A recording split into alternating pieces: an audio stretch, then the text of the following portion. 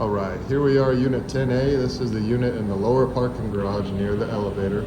I'm gonna give you a quick rundown of some important items on this piece of equipment. We'll start with your main breaker. This is your on-off switch. If you need to reset the unit for whatever reason, you come over here, flip that down, wait for these two screens to shut off. Once they're off, wait about 20 seconds, come back over here, flip that up. Once you do that, these two screens will go through a startup process, which does take about 5 minutes to get the unit back up and running, so just be patient. Sometimes when you reset it, this alarm button, it'll pop up random alarms, just clear them as part of the startup process. Down here is your VFD. This controls your fan speed. It's always set to auto. If you need to control it by hand for whatever reason, you'd hit hand, and then you can control your fan speeds here up and down. Up here is your Microtech 2 controller. This gives you the basic information of what the unit is doing. We'll go to system summary. Right now it's showing fan only. If it is calling for cooling, it will say cooling at 25-50% based off of how many compressors are running at the time. Scroll over, you get your discharge and return air temperatures.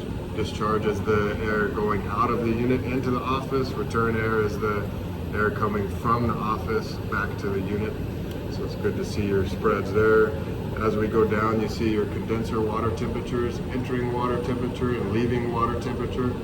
Entering temp is from the cooling tower to the unit.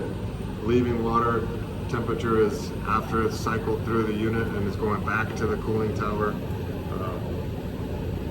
So right now the temperatures are really cool because it's cool outside.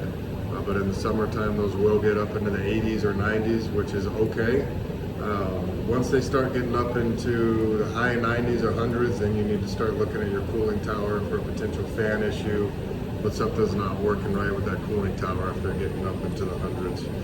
We'll scroll one more over. This is your water flow sensor.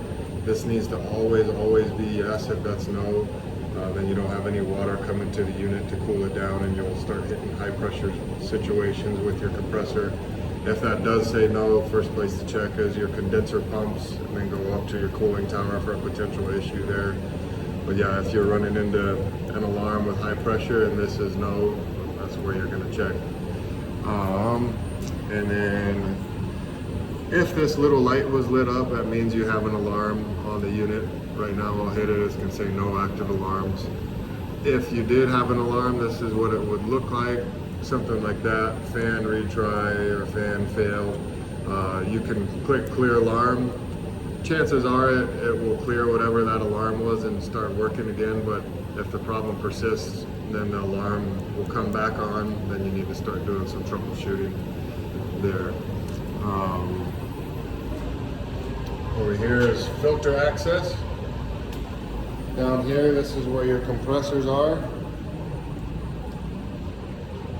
More filter access here. In this cabinet here, that's where your fan motor and your fan live with the fan belt. So if you need to adjust the belt to replace the belt, or grease the bearings, or grease the fan motor, that is in here as well. This line right here, this is your condensation drain. Sometimes this unit, you'll start seeing water build up in there and around, start coming out. That's what your issue is this condensation line gets backed up or clogged up.